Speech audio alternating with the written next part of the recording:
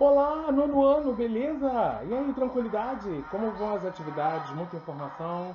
Espero que estejam gostando. Semana passada a gente deu uma fechada num ciclo no qual a gente estávamos falando sobre os principais artistas que se destacaram no início do século XX na cidade do Rio de Janeiro, que até então era a capital do país. E vocês puderam perceber que fora Chiquinha Gonzaga, Carmen Miranda,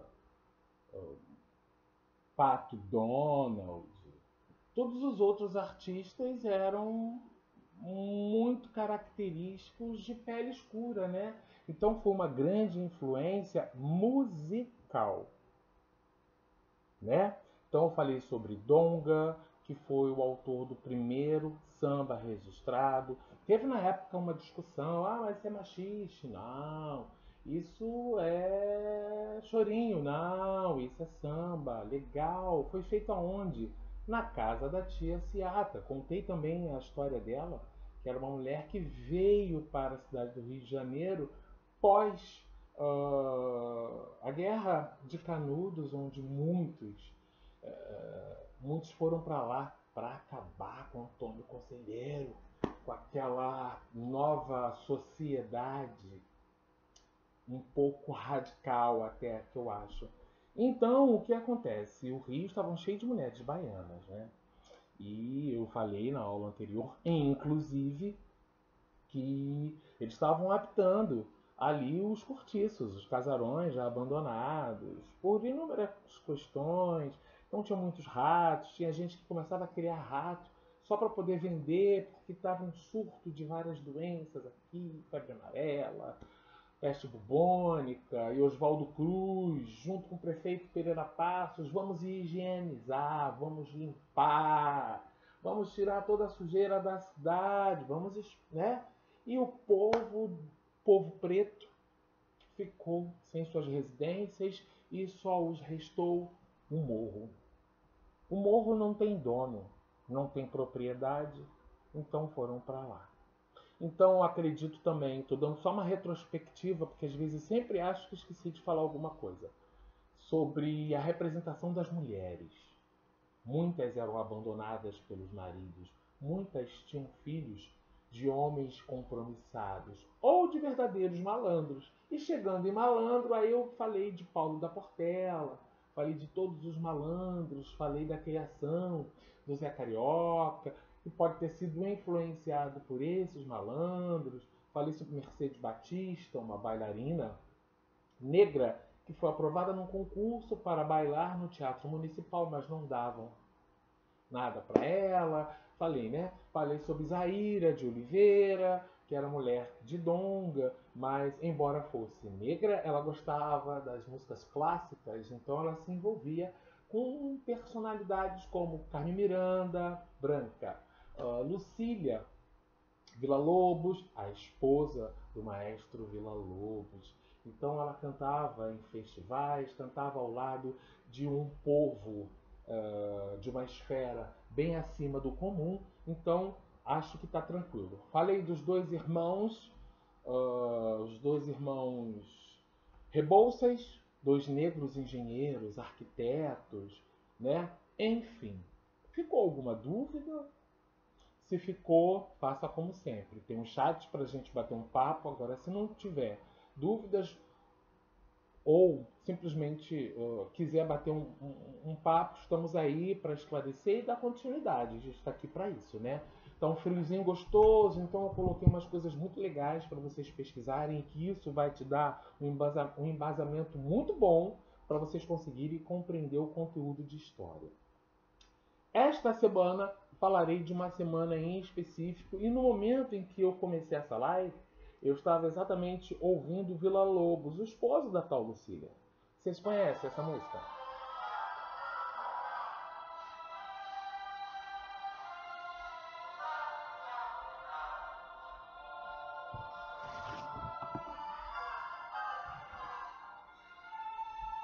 Faz lembrar uma coisa de Hora do Brasil, de patriotismo, né? Tá percebendo alguns... Isso é o maestro. Então isso é um toque de uma orquestra. Estão percebendo outros instrumentos indígenas. Uma coisa bem rural, caipira, caboclo. Falando em caboclo, vamos falar sobre o que eu vim aqui realmente para conversar. Depois a gente fala sobre ele, porque eu deixei muita coisa sobre ele aí. Vamos dar uma passadinha agora em São Paulo. Semana de Arte Moderna. E a Semana de Arte Moderna nada mais foi do que a Semana de 22. Quando a gente fala a Semana de 22, sim, durou uma semana. Tá? E foi em 1922. Portanto, daqui a 2 anos vai ser o centenário. 2022 foi em 1922. 2020, centenário, eu sou de humanas, isso aí, 100 anos de que aconteceu a Semana de Arte Moderna. Até aí, tudo bem? Então ela foi de 11 a 18, tá bom? Mas muitas pessoas alegam que ela ocorreu nos dias 13, 15 e 17. Ok? É porque a gente conta com sábado e domingo, né? Então dá uma quebrada. O que foi a Semana de 22 que rolou nesses dias? A gente chama mais ou menos de Grupo dos Cinco, tá? Oswaldo de Andrade, quero ver se eu lembro o nome de todos. Oswaldo de Andrade, Tarsila do Amaral, Monteiro Lobato, Anita Malfatti e Mário de Andrade. Vou falar sobre esses cinco. Aqui eu falei sobre alguns escritores. Tarsila do Amaral, mulher. Uma mulher naquela época querer fazer belas artes. Então a gente estava passando exatamente pelo período do quê? Era exatamente o centenário da proclamação, da independência, perdão, centenário da independência. Então, assim, o que valia culturalmente aqui no centenário da independência era o estilo parnasiano, parnasianismo, cheio de textos robustos, cheio de histórias que remetiam exatamente o tipo de linguagem sofisticada e chique de Paris. Pois é. E a gente falou sobre Paris lá no início. Lembra do Belle Époque? Então, nós trouxemos para o Rio de Janeiro, com base nesse Belle Époque. São Paulo não ficou atrás, né? Porque a gente está falando de 1922. Então, o que acontece? Esses artistas, mais especificamente, eles estavam insatisfeitos com esse estilo. Já estavam vindo para o Brasil inúmeros europeus e estavam se estabelecendo aqui. E a miscigenação estava rolando. Nós já tínhamos, aparentemente, outras etnias, podemos dizer assim, porque tinha uma época que a gente chegava e falava a mistura do preto com o índio é cafuso, do branco com o índio é caboclo. E aí a gente ia determinando uma coisa estranha, né? Porque que importa se eu sou preto, se você é branco, se o outro é caboclo, o outro é cafuso, o outro é mameluco. Então, assim, era um período de... Vamos representar a nossa cara. Vamos fazer da arte e da cultura de acordo com a nossa realidade. Então, nós temos o Menotti del Pitta, que é o sobrenome italiano, né? Pois bem, nós tínhamos muitos europeus vindo para cá. E se vocês prestarem atenção em várias novelas, vários filmes ambientados no Brasil, o senhorzinho e a sinhazinha tinha que estudar na Europa. Chega! Nada de estudar outra cultura, outros traços, isso não faz bem, como até hoje muitas pessoas sofrem. Muitas pessoas sofrem porque tem o nariz de batata e quer afinar. Muitas pessoas sofrem porque tem os lábios grossos e quer diminuir. Ou se acha que ele é fino, quer pá! Todos preocupados com padrão de beleza. E geralmente o padrão de beleza é quando você fala que viu uma pessoa linda, sarada, muito bem vestida. O que vem na sua mente? Se na sua mente vem apenas uma pessoa branca, refaça seus conceitos. Ela pode ser uma indígena, ela pode ser um negro, ela pode ser qualquer outra coisa. É porque a gente sempre toma por base os conceitos e a base europeia para a educação. Oh, chérie, mon amour, bonsoir. É isso.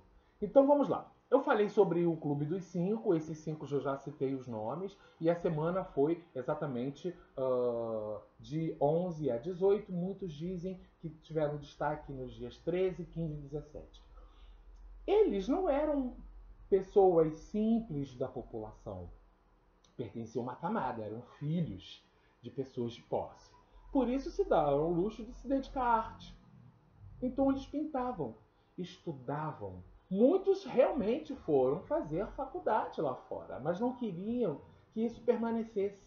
Nós temos que ter a nossa base. Brasil, mostra a sua cara. Exatamente isso que a Tarsila do Amaral ela quis propor quando ela começou nesse movimento, que também é chamado de modernista, mostrar o perfil de sua terra, de nossa terra. Então, se é dela e meu, ela não é única nem eu. Somos um povo só, de uma pele miscigenada, misturada. E aquela obra, o Abapuru, se a gente for traduzir bem, a gente está falando de plantações, porque tem ali atrás plantações. Se você reparar ali atrás, o sol tem uma laranja. Olha só, as referências às plantações, ao plantio, que sempre foi o forte do país até aquele momento.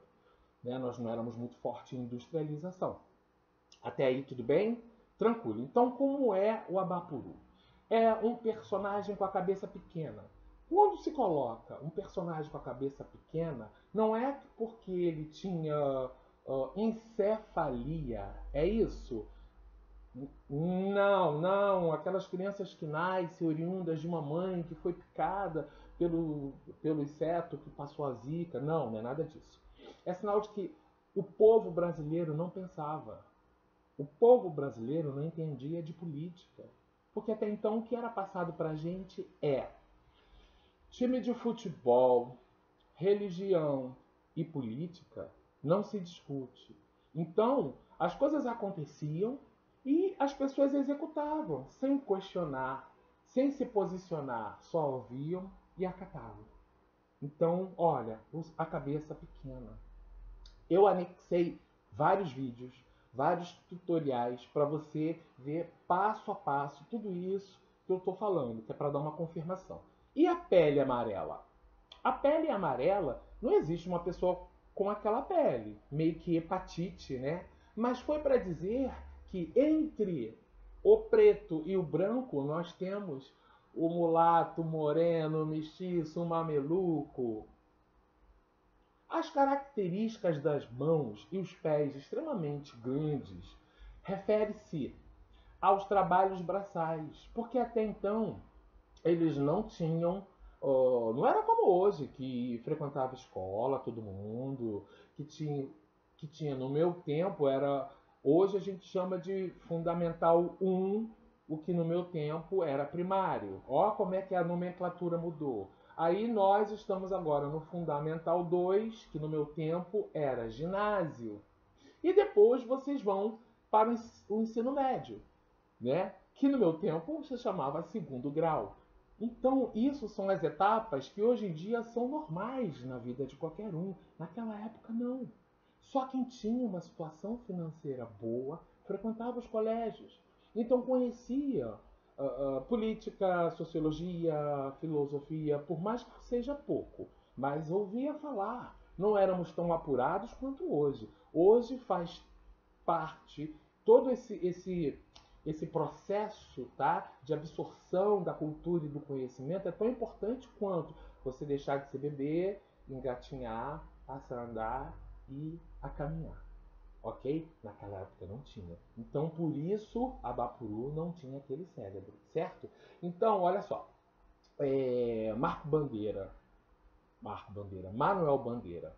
No dia, tá, desse evento, que foi no Teatro Municipal de São Paulo, eles angariaram fundos e fizeram uma semana com todos os artistas expondo pinturas, textos, literaturas. Então, como eles eram pessoas, muito bem influentes, pessoas do dinheiro, Todo mundo foi para assistir e eles foram vaiados.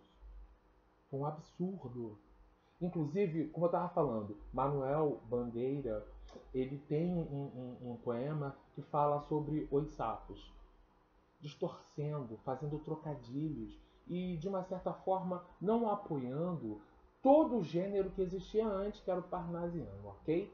E Menotti Del Pitta, ele escreveu uma história que o título é Juca Mulato. Olha eu falando sobre as etnias e os desmembramentos das raças que aqui o Brasil possui. Gente, para que ele foi falar do mulato? Aonde numa literatura falar do mulato?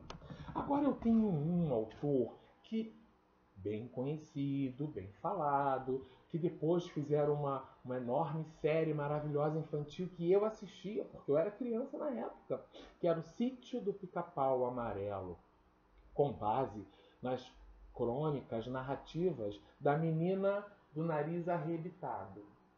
O nariz arrebitado é para deixar claro que ela era branca. Nariz arrebitado, nariz fino. Estou falando de Monteiro Lobato. Monteiro Lobato, ele escreveu inúmeras histórias. E uma delas se passa no sítio. Esse sítio chama-se Sítio do Pica-Pau Amarelo, onde nós temos a Dona Benta, uma senhora simpática e que domina muitas histórias literárias e lendas e que recebe sempre o seu neto Pedrinho para passar as férias lá. Porque a Narizinho já mora lá com ela, né? E aí ela começa a curtir com os seus netos as férias. Nós tínhamos na cozinha a tia Anastácia. A tia Anastácia que fazia os quitutes, certo? A tia Anastácia que era como se fosse os griots. Lembra lá no sexto ano, quando eu falo sobre os griots?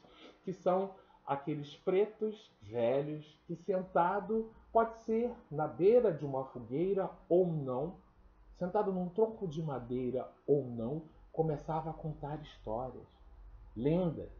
Lendas do lobisomem, lendas do saci-pererê e histórias, muitas com o intuito de assustar as crianças para que elas não fizessem, muitas com o intuito de, por exemplo, não aceite nada de um velho desconhecido ou de um desconhecido, porque uma vez aconteceu isso. Então ele era cheio de características. Quem viu a festa junina, a quadrilha de Cascadura, se eu não me engano, há 2 anos atrás, foi o Sítio do Pica-Pau Amarelo e eu interpretei o tio Barnabé, que é esse preto velho. Então, hoje em dia, a leitura de Monteiro Lobato não tem a mesma aceitação. Por que eu digo a mesma aceitação? Porque nós estamos vivendo num momento em que é o politicamente correto. Por que o preto velho mora numa tapera afastada e longe? Ele é amigo, mas o que ele faz? Ele é um preto ao forro? Ele trabalha com o quê? A tia Anastácia só aparece na cozinha ou na sala, ouvindo às vezes as histórias que a tia Anastácia, que a Dona Benta lia. E ela ficava assustada. Oh, Jesus, Virgem Maria Santíssima, demonstrando uma ignorância. Então, hoje em dia, nem se fala mais empregada doméstica, né? São as secretárias do lar. Elas não são necessariamente pretas. Elas podem ser nordestinas. Elas podem ser brancas. Então, é muito complicado a gente passar a história, tá, do Sítio do Pica-Pau Amarelo sem apontar algumas contestações de outros estudiosos, de alguns movimentos que sempre apontaram a essa obra, como a outras, como uma obra racista. Existe no livro original que eu não sei se Emília chama a Dona Benta de nariz de batata o beiço de alguma coisa com a maior naturalidade. Não cabe mais, né? Já ficou mais do que provado, mediante essas gestões horrorosas que nós estamos vendo, tanto no Brasil como nos Estados Unidos, que não cabe mais discriminação, que não cabe mais você só atravessar a rua pela diferença do tom de pele de uma pessoa. Não cabe mais se uma pessoa ela já foi abatida, né, pela polícia e ela não oferece mais risco, continuar com o joelho fazendo força no pescoço para tentar estrangular. Esses movimentos todos que estão acontecendo de reivindicações é para dar um basta. E eu acho que a Semana de Arte Moderna veio com essa proposta há quase 100 anos atrás. Tudo bem, é muito importante, é legal conhecermos toda a história e toda a influência da Europa sobre nós. Mas vamos respeitar, vamos ter empatia, que é ter o cuidado de não fazer com os outros aquilo que não gostaríamos que fizéssemos conosco. Gratidão, um grande beijo. Semana que vem eu venho mais.